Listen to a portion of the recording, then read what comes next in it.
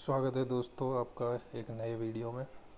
मेरा नाम है अभी और आज हम डिस्कस करेंगे जीएस का पेपर 1 और पेपर 4 एंड ऐसे एक ही वीडियो में हम डिस्कस करेंगे क्योंकि इसमें कुछ करंट अफेयर्स का ज़्यादा रहता नहीं। और बाकी जो मेरे पिछले वीडियोस थे वो काफ़ी लंबे भी हो गए थे, तो मैंने कोशिश करूँगा कि इस वाले में थोड़ा शॉर्ट में डिस्कस करूँ मैं।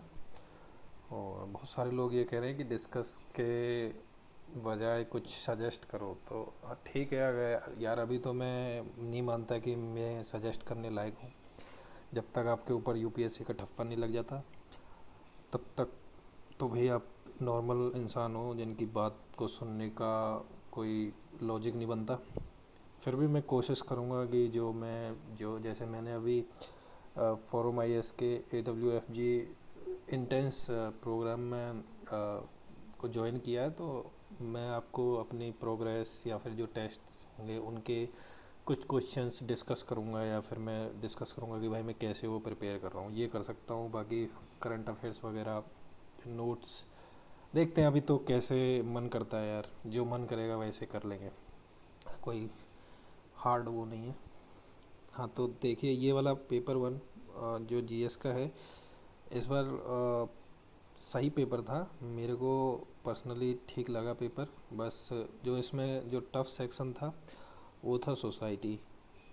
सोसाइटी वाला सेक्शन टफ था। और इसके अलावा तो बस एक क्वेश्चन उस जो सबके लिए ही मुझे लगता है कि हर किसी ने ये बात आपसे बोली होगी, जो ये वाला क्वेश्चन है, ये ट्विस्टर, ये बाउंसर था मोस्ट ऑफ द पीपल्स के लिए। और इसके अलावा तो कोई भी ऐसा क्वेश्चन नहीं था कि भाई जो एकदम किसी को पता ना हो। बहुत एक्सपेक्टेड टाइप का पेपर था।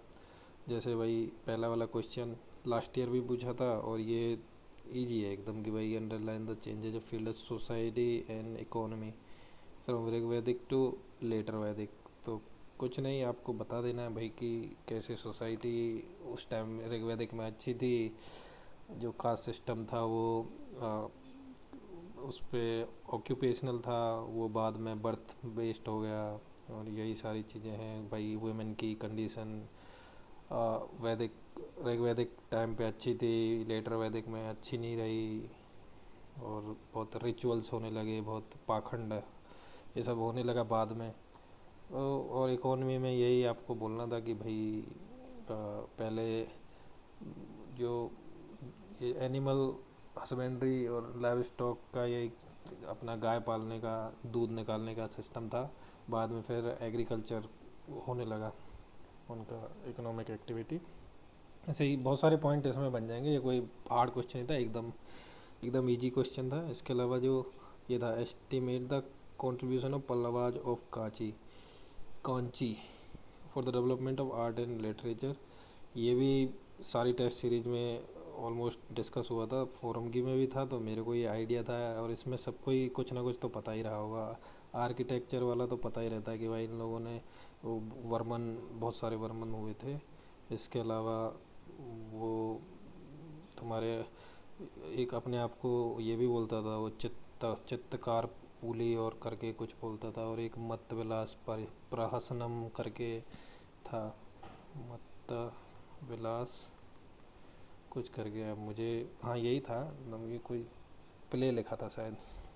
इसके अलावा तुम्हारा इसमें लिटरेचर में तो इस और भी एक इन्होंने एक वो क्योंकि जो एक बुक है तमिलनाडु वाली, तमिलनाडु की ओल्ड बुक जिसको मैं पढ़ता हूँ, बहुत पतली सी बुक है, उसमें इसके लिए मोर देन सफिशिएंट मटेरियल लिखा हुआ है। और मैंने इसके शॉर्ट नोट्स भी बनाए थे जिनमें भी ये सब था। तो एक ये एक भारत वैनबर्ग करके, इन्होंने महाभारत का ट्रांसलेशन भी हुआ था इस टाइम पे। इसी टाइप से बहुत सारे पॉइंट। ये तुमने वो इनके वो जो टेम्पल्स थे वो इन्होंने रथर टेम्पल बनाए थे, और कांचीपुरम, और कुछ कुछ टेम्पल्स के नाम आपको लिख देने थे। तो ये भी मतलब अगर लोगों को याद रहा होगा तो कर ही दिया होगा। और अगर ये तो पढ़ा ही होगा भाई, नहीं पढ़ा तो कोई बात नहीं, एवरेज आंसर। तो मतलब ये ना सोचें कि भाई मैंने किसी का, अगर किसी ने नहीं किया है और तो ऐसा कुछ नहीं, बहुत सारे लोग हैं जिनको आपके लिए जो चीज़ सिंपल है वो उसके लिए कठिन हो सकती है। जैसे मेरे को हो सकता है कि ये क्वेश्चन क्योंकि मैंने पढ़ा था इसलिए मुझे आसान लगा, हो सकता है कोई क्वेश्चन मेरे को आसान लगा हो और आपके लिए मतलब मुझे कठिन लगा और आपके लिए टफ रहा हो। ये where the event that let, हाँ, ये क्विट इंडिया मूवमेंट से पहले भाई क्या क्या हुआ था वही सब बताना है कि वर्ल्ड वॉर 2 के लिए होने वाला था, तो वो इंडिया का सपोर्ट चाह रहे थे, तो गांधी जी वगैरह ने बहुत उसका वो था कि भाई हम सपोर्ट करेंगे तो हमको पहले तुम स्वराज दीजिए। और इसमें उससे पहले वही सब जो इवेंट हुई थी उनको डिस्कस करना था। और क्रिप्स मिशन था, अगस्त ऑफर करके था, और इसके अलावा और सारे बता देने हैं कि भाई उस टाइम पे क्या लोगों में कितना गुस्सा था। बहुत कॉमन पॉइंट्स बताने इवेंट्स में तो जनरली यही सब थे। तो मेरे को भी उस टाइम पे 4-5 इवेंट्स याद आ पाए तो मैं वो लिख दिया। रिजल्ट्स तो आप बता ही दोगे भाई, इसमें क्या है कि इसके बाद उनको पता चल गया कि इधर अब रूल करना मुश्किल है, सारे लोग हमारे खिलाफ हो गए। अगला क्वेश्चन था what is sea surface temperature rise formation, how does it affect the formation of tropical cyclone. तो भाई ये तो इजी क्वेश्चन था, इसमें तो सबने कर ही दिया होगा। हाँ, मैं ये बोल रहा हूँ सबने कर दिया होगा मतलब इजी था, इसमें कॉमन सेंस से भी लिख सकते हैं। और इसमें बस ये जो लास्ट में थोड़ा अगर आप जिक्र कर पाए होंगे कि भाई जो अरबियन सी है वो अब hotbed of new hotbed of cyclone, tropical cyclone, ऐसा करके ये लिख देना था कि भाई अभी बे ऑफ बंगाल से ज़्यादा इधर फ्रिक्वेंसी इधर बढ़ रही है, तो ये new head hotbed of cyclone हो गया, ऐसे आर्टिकल्स आते रहते हैं। इसके अलावा अगला है why do large city tend to attract more migrant than smaller towns, discuss in the light of condition in developing countries. अब ये देखो ये इसमें जो है फंसाने वाला चीज़ था डेवलपिंग कंट्रीज, बाकी तो सबको पता ही था। तो जब आप आंसर लिख रहे थे तो आपको वही सब लिख देना था कि भाई इंडिया में ऐसा हो रहा है, पाकिस्तान में ऐसा हो रहा है, बांग्लादेश में ऐसा हो रहा है, श्रीलंका में, इसके अलावा कोई African country, Nigeria, south Asian south American country लिख दो, ब्राज़ील, तो फिर डेवलपिंग कंट्रीज का बस एग्जांपल दे दे के आपको लिखना था कोई कुछ कुछ कि आप बस ये बताना था कि आप मतलब आपने समझ लिया क्वेश्चन और इंडिया पे ही नहीं लिख दिया सारा, कुछ कुछ दूसरे कंट्रीज के एग्जांपल अगर बीच बीच में दे दिए और नाम लिख दिए होते तो उसको आइडिया ठीक है भाई, सिंगल डायमेंशनल नहीं हुआ क्वेश्चन। ये क्लाउड बर्स्ट, बादल फटने वाला, ये तो 3-4 साल से चल ही रहा है, हर साल फटते ही हैं बादल। तो इसमें ये एक्सप्लेन कर देना था, कुछ एग्जांपल दे देते थे। तो मेरे को तो उस टाइम पे कुछ एग्जांपल, एक तो वो 2013 में जो ऊपर हुआ था हरिद्वार, जो बाढ़ आई थी उत्तराखंड में, वो वाला एक एग्जांपल मेरे को याद आया था। इसके अलावा शायद मुंबई वगैरह में भी फ्लैश फ्लड्स ऐसा करके कुछ एक्सप्लेन कर दिया था। ठीक है, ये ज्योग्राफी का कोर क्वेश्चन था, कर ही दिया। और इसके अलावा ये था what is concept of demographic winter. और डेमोग्राफिक विंटर ये वाला क्वेश्चन, ये कीवर्ड मतलब ऐसे तो कोई पढ़ा नहीं था, मुझे नहीं लगता पढ़ा होगा, बट क्योंकि सब लोगों को आइडिया ही लग जा रहा है कि इसका मतलब क्या ही हो सकता है, डेमोग्राफिक विंटर क्या होता है, न्यूक्लियर विंटर टाइप से कि सब कुछ कम हो रहा है घट रहा है। तो वो कॉमन सेंस से मोस्टली मतलब मुझे लग रहा है जिन्होंने भी कॉमन सेंस से किया होगा उन्होंने यही आइडिया निकाला है कि भाई जो पॉपुलेशन है वो रिड्यूस हो रही है, या जो टीएफआर है वो 2 रिप्लेसमेंट रेट से कम हो रही है। और ये मेरे को थोड़ा आइडिया भी था, मैंने इंट्रोडक्शन में लिख दिया कि भाई ये ऐसा होता है। और आज तुम अगर एलोन मस्क के उसमें जाओगे फीड में ट्विटर पे, तो वो भाई साहब हर तीसरे दिन ये बात करते हैं कि जिन लोग पॉपुलेशन घट रही है, बढ़ाओ, बच्चे पैदा करो, ये सब बोलते रहता है। और ऊपर से प्रीलिम्स में भी ये था, तो उस टाइम पे वहाँ पे गलत हो गया था, तो उस उसमें इतना दिमाग ख़राब हुआ था, उसको देखने के चक्कर में बहुत सारी चीज़ें एग्जांपल्स वगैरह याद रह गए। बस यही लिख दिया कि क्या अवधारणा यही है कि भाई आपकी कम हो रही है, और वही एग्जांपल दे दिया, इंडिया में तो ये दे दिया NFHS 5 जो है उसके डेटा से हमारा रिप्लेसमेंट रेट से कम हो गई है इंडिया की, है ना। और world is moving towards such a situation. अब इज द वर्ल्ड, तो इसमें भाई दोनों लिखना है कि नो, पहले तो लिखना है यस, हाँ भाई ये सही है, ऐसा इटली, जापान, साउथ कोरिया, और यूरोप के कुछ कंट्री, अमेरिका, इनमें हो रहा है, बट इसमें बोल रहा है नो, ऐसा नहीं भी हो रहा है। तो बोल रहा है भाई अफ्रीका की कंट्रीज़ हैं ऐसी जहाँ पे अभी भी पॉपुलेशन बढ़ रहा है। और ऐसे ही करके बता देना है, लास्ट में बोलना है कि ये सब ठीक है, हमें चिंता करनी पड़ेगी कि डेमोग्राफिक डिविडेंड को यूज करना है, और हमारी जैसे चाइना जैसी पॉलिसी ना हो जाए पॉपुलेशन कंट्रोल कंट्रोल की। तो हमें इंस्टेड ऑफ मतलब ऐसा कि घटाना है जनसंख्या को, हमें एक बैलेंस व्यू लेना चाहिए, ऐसा कुछ करके मैं कंक्लूजन लिखा था। अब ये distinguish between gender equity and women empowerment. तो why is it important to take concern into account in the program design and implementation. तो इसमें मतलब पहला पार्ट में ये डेफिनेशन वाला पार्ट ही थोड़ा ट्रिकी था, जिसमें कि भाई, और वो भी ये वाला भी सबने लिख ही दिया होगा, इसमें और इसमें कन्फ्यूजन, मतलब इनकी डेफिनेशन एक ही जैसी हो रही थी। तो मेरी भी ये वाली डेफिनेशन शायद मैं बहुत सही नहीं लिखा हूँ, बाकी ये तो मैंने सही लिखी है। ये जेंडर इक्विटी की जो डेफिनेशन है वो एकदम जैसा मैं बुक में देखा वैसा नहीं था, बट उसके क्लोज ही है, इसमें क्या ही इतना होगा। बाकी सेकंड पार्ट तो इजी है, क्यों लेना चाहिए भाई, इतने सारे इश्यूज, जिससे इतना भी आपने वुमेन के इश्यूज पढ़े सारे इसमें चेप देने थे। इसके बाद है इंटरकास्ट मैरिज बिटवीन कास्ट है सोशो इकोनॉमिक पैरिटी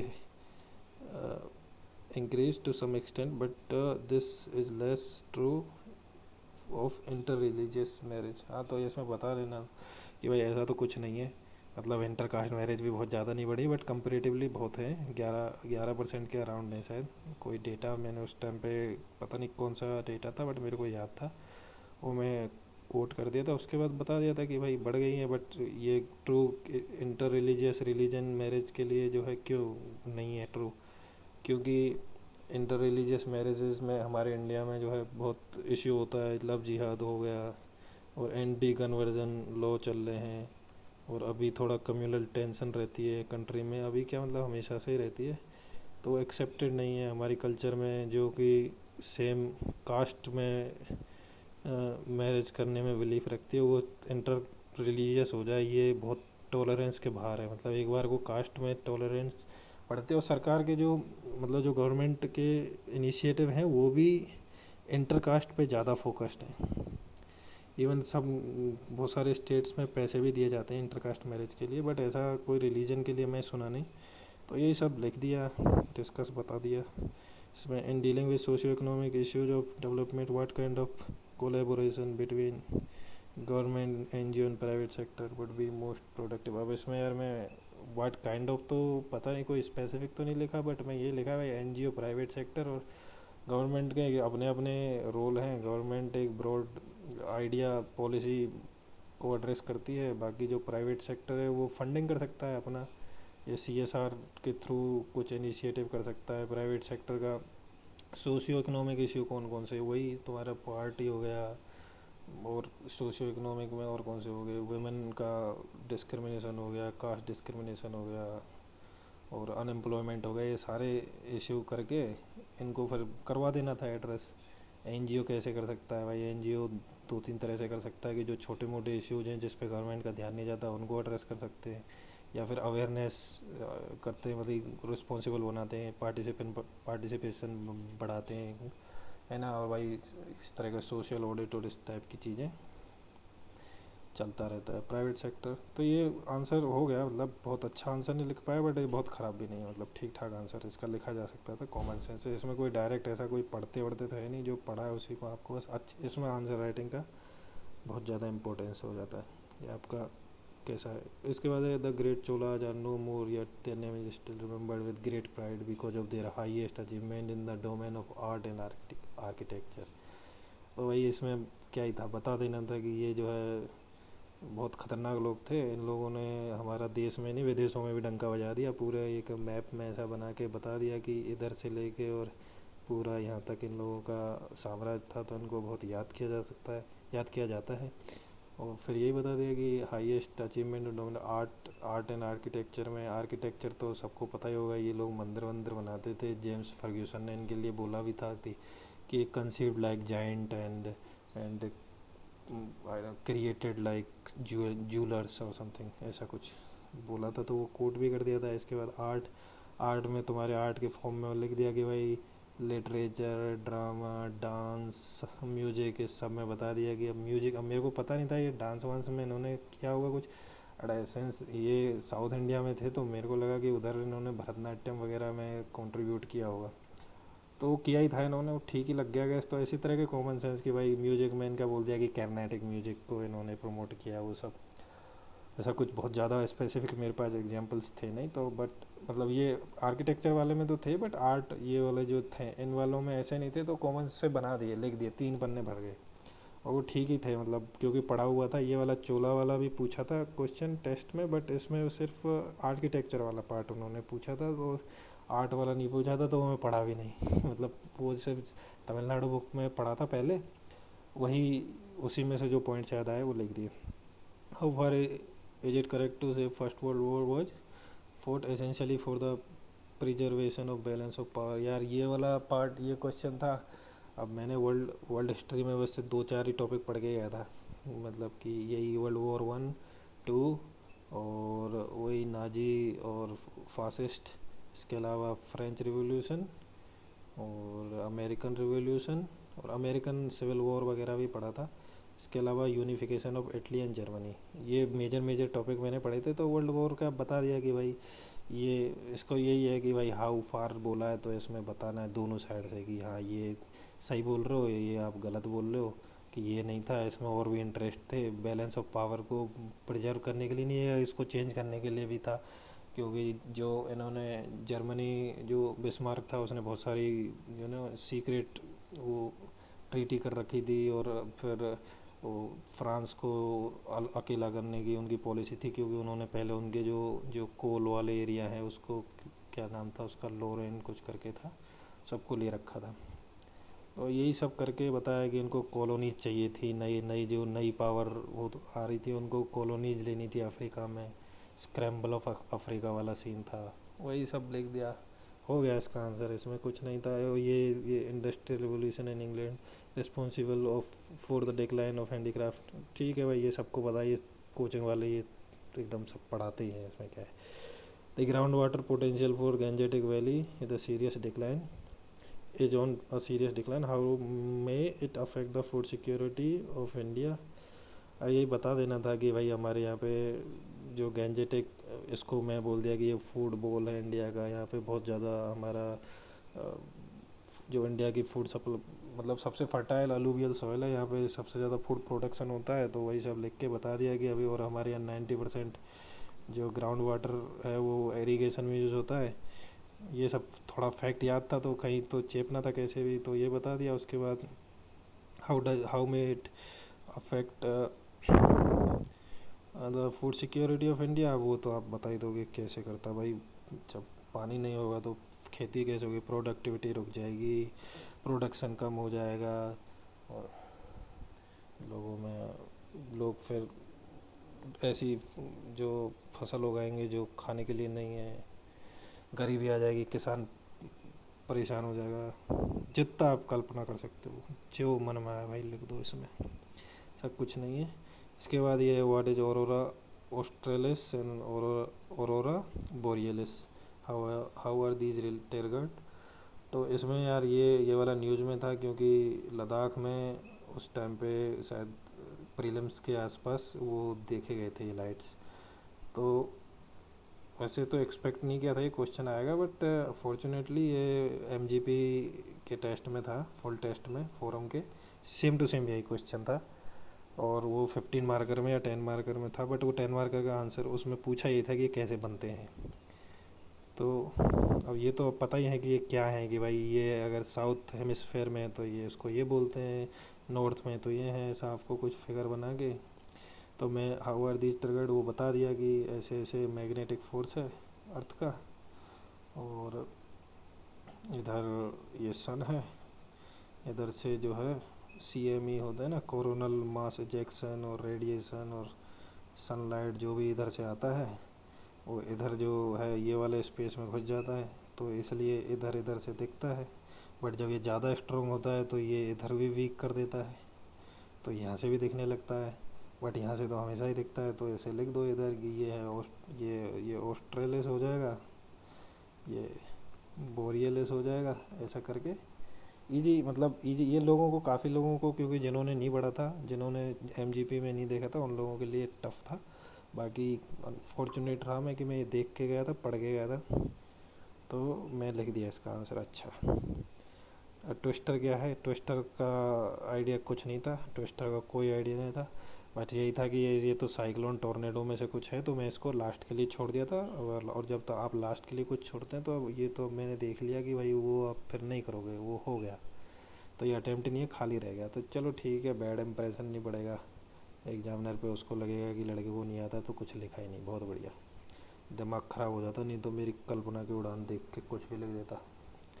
भाई रीजनल डिस्पैरिटी क्या होती है ये सबको पता है। What is how does it differ from diversity? Definitely सबको ही पता है डाइवर्सिटी क्या होती है। डाइवर्सिटी डिजायर्ड होती है, ये नीड्स अनडिजायर्ड, अनडिजायरेबल, इसको कम करना है, इसको बढ़ाना है, यही है इसमें। और इसमें कुछ कुछ एग्जांपल दे दिया था ये भाई डाइवर्सिटी का। मैं उसका discovery of India Jawaharlal Nehru की है, उसमें उन्होंने कुछ एक कोट बोला था, वो लिख दिया था।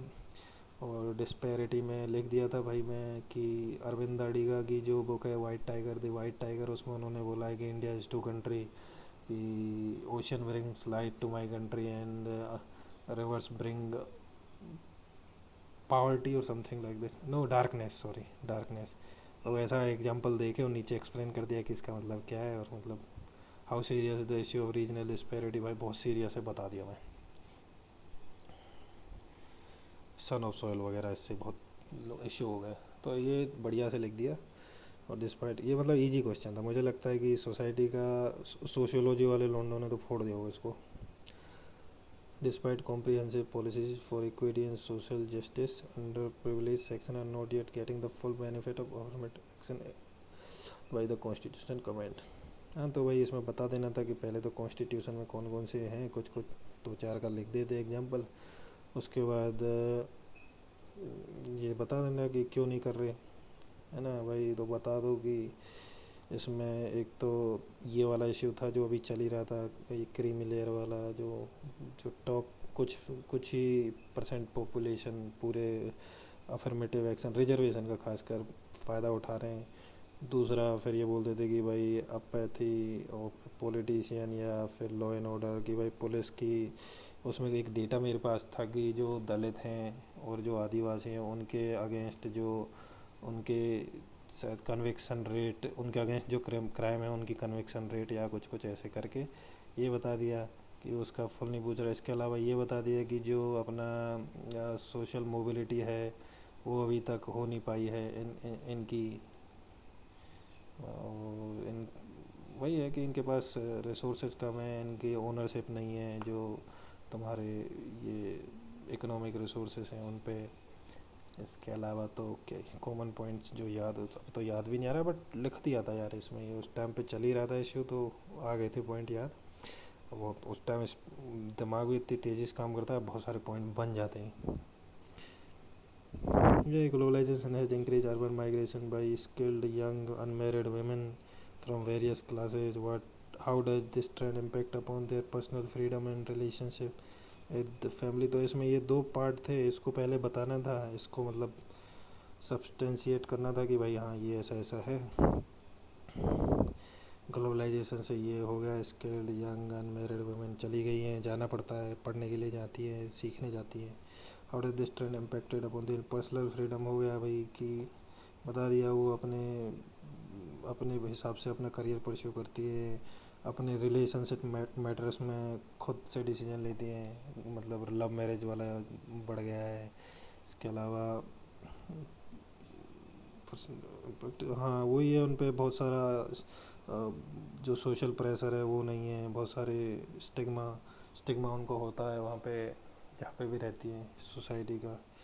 रिलेशनशिप विद फैमिली भाई कि कैसे किया है कि इससे फैमिली का कंट्रोल उन पे ख़त्म हो गया है, कम हो गया है, मतलब उनको बहुत ज़्यादा एक्ट नहीं करना पड़ता, एनोनिमिटी उनको मिलती है शहर में जाने से, तो अपने अनुसार जी पाती हैं। ठीक है, यही सब करके इसका नेगेटिव भी कुछ कुछ लिख देता। पॉजिटिव इम्पैक्ट थे तो वो अच्छे के लिख दिया, नेगेटिव में वही सब लिख दिया कि भाई जो फैमिली का जो रोल होता है सोशल एजेंसी वाला या सोशल सिक्योरिटी वाला या इकोनॉमिक सिक्योरिटी या फिर जो मेंटल हेल्थ के लिए ये सब होते हैं, ये सारी चीज़ें जो है रिड्यूस हो गई हैं। तो बस इसके बाद क्रिटिकली एनालाइज द प्रोपोजिशन, ये क्वेश्चन मेरे को समझ ही नहीं आया। जो मुझे सबसे टफ इस पेपर में क्वेश्चन लगा वो 20 नंबर लगा, जो मेरे को समझ ही नहीं आया ये पेपर ये पूछना क्या चाह रहा है।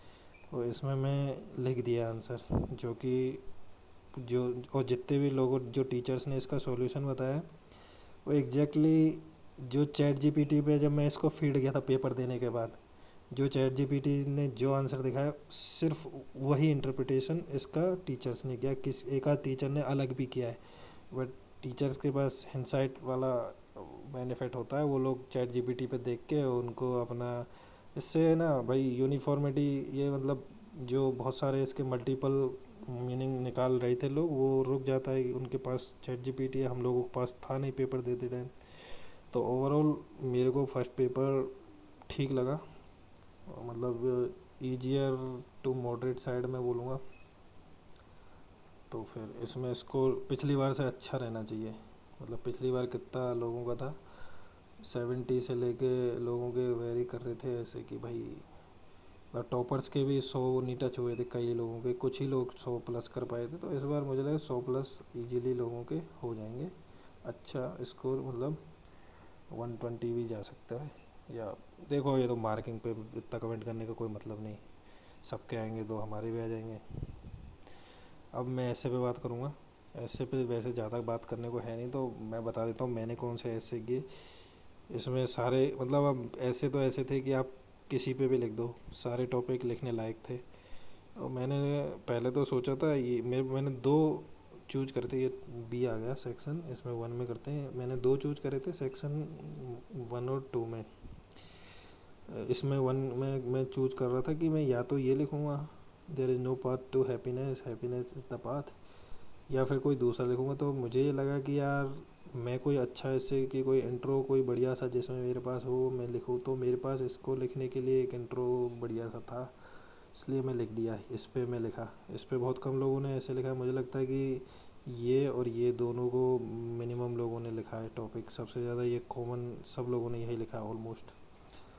तो पता नहीं इस चीज़ का उतना फ़ायदा तो कुछ होता नहीं, अगर आप अच्छा लिखोगे तो चाहे आपने कॉमन वाला लिखा है उसमें भी मार्क्स मिल जाएंगे। तो इस पे मैंने वही लिखा था, इसमें कुछ 1984 जो उसकी बुक है, नोवेल है भाई साहब का, ऑरवेल का, उसकी कोटेशन से शुरू किया था। उसमें कुछ ऐसा है कि भाई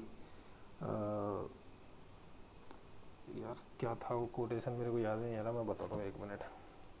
अच्छा सा इंटरेस्टिंग सा कोट था।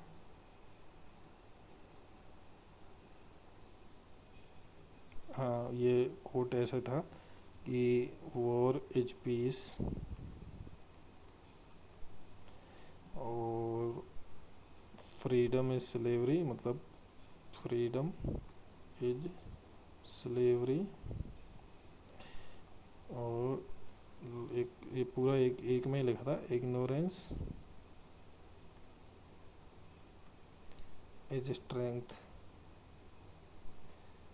ऐसा करके एक कोटेशन था। यहाँ से मैं अपना ऐसे शुरू करा, तो मुझे लगा कि यार ये ऐसा कुछ उल्टा पुल्टा ये है तो ये थोड़ा कैची सा हो जाएगा, तो होपफुली ये हेल्प करेगा। उसके बाद मैंने इसी को एक्सप्लेन किया कि भाई इसका मीनिंग क्या था इसमें। उसके बाद फिर मैं वही वो इंट्रो में बता दिया कि इस ऐसे में हम जो इसके मेरे डायमेंशन होने वाले हैं कि भाई हम कौन कौन से डायमेंशन पे बात करेंगे इस ऐसे में, वही सब मैंने 4-5 डायमेंशन जो मैंने बाद में एक्सप्लेन करें उनको वहीं लिख दिया कि भाई टीचर को आइडिया लग जाए कि इसने कैसे इसको समझा है, और वो ज़्यादा उसको मेहनत ना करनी पड़े और उसको थोड़ा आइडिया लग जाए। अगर मैंने सही किया होगा तो वहीं से वो समझ जाएगा, उसको ज़्यादा मेहनत करनी नहीं पड़ेगी। तो होपफुली मैंने सारे डायमेंशन मतलब इसमें बता ही दिया कि भाई future of the empires of the future will be empires of the mind. हाँ तो इसमें बता दिए कि ऐसा होगा, बट ऐसा नहीं भी होगा, माइंड का नहीं होगा, किसी और चीज़ का होगा, मिलिट्री पावर का भी हो सकता है ना। और फिर मैं ये भी बता दिया कि भाई एम्पायर ऑफ माइंड का मतलब होता क्या है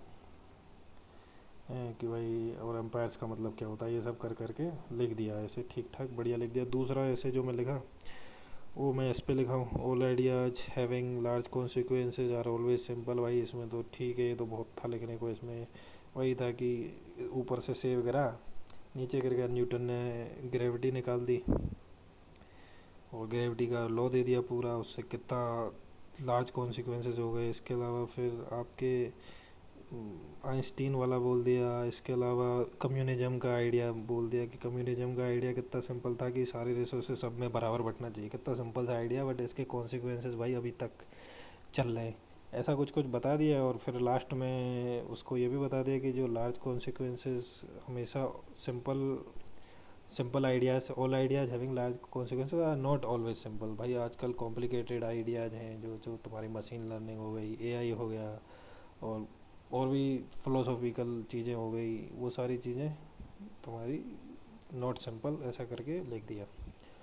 तो ये मेरा ऐसे का है। अब ऐसे की मार्किंग तो इतनी ख़तरनाक होती है भाई, मतलब 60-60 नंबर भी आए हैं पिछले साल लोगों के, और 162 शायद हाईएस्ट पिछले साल थे, और इतना डिफरेंस 100 नंबर का। होपफुली यार मेरे को नंबर मिल जाने चाहिए। मुझे लग रहा है कि जो मेरे एक्सपेक्टेशंस हैं वो है कि 130 प्लस होना चाहिए स्कोर। अगर मार्किंग पिछले जैसी हुई, अगर इजी हुई तो यार 150 भी मैं एक्सपेक्ट कर सकता हूँ, क्योंकि मुझे लगता है कि मेरा ऐसे लिखने का स्टाइल बढ़िया है। और मैं तो, मेरा ऑप्शनल हिंदी लिटरेचर है, तो मेरा वो नॉलेज भी मैं अपने ऐसे में काफ़ी यूज कर लेता हूँ। अब पेपर 4 आता है लास्ट वाला। भाई पेपर 4 ऐसा है कि इसमें तो कुछ आपको बताने लायक मेरे पास ज़्यादा है नहीं, क्योंकि मेरा पेपर 4 उतना स्ट्रॉन्ग पॉइंट है भी नहीं, एवरेज है, बता ख़राब नहीं है, एवरेज है। तो बाकी सबसे बड़ी अच्छी बात यह है कि मैं पेपर पूरा कंप्लीट कर दिया था, और इसका सबसे फ़ायदा ये हुआ कि जब 5 मिनट पहले उन्होंने पेपर दे दिया तो 5 मिनट में एक केस स्टडी पढ़ ली पूरी। तो 15 मिनट लगते हैं, वो 10 मिनट लगे, और ऐसा करके पूरी केस स्टडी को फिर भी कंप्लीट करने में, केस स्टडी लिखने में, पूरे पन्ने भरने में मेरे को लग गए थे 1 घंटा 40 मिनट। इतने टाइम में मैं लिख पाया। ये 5 मिनट ऐड करे तो 1:45 हो गया, तो बट वो टाइम तो बचा ही था।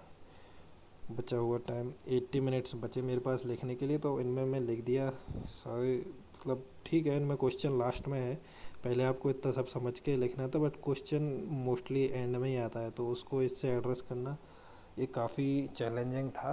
बट ठीक है, लिख दिया। कुछ एक क्वेश्चन सीधे थे, ये वाला लिख दिया, ये the soul of the new law, ये करंट का है, भारतीय न्याय संहिता है, justice, equality and impartiality based on Indian culture and ethos, discuss this in the light of major shift from doctrine of punishment to justice in the present। ये मोदी जी ने अभी 15 अगस्त को अपनी speech में बोला था कि भाई हम इसको शिफ्ट फ्रॉम, ये पनिशमेंट टू जस्टिस है।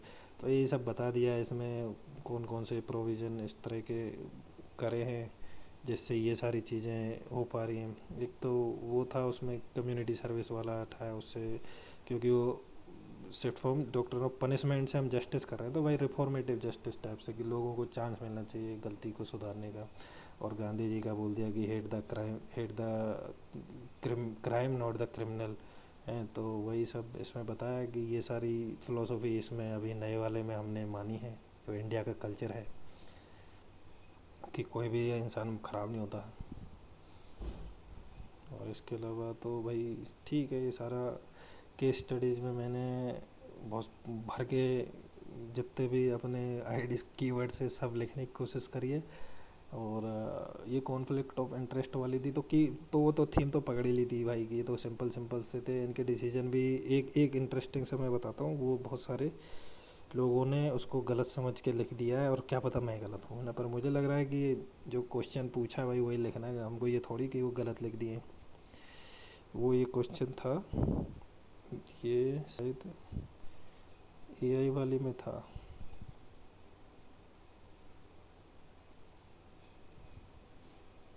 What option can taken view mutually, ये वाला नहीं, एआई वाली केस स्टडी कौन सी।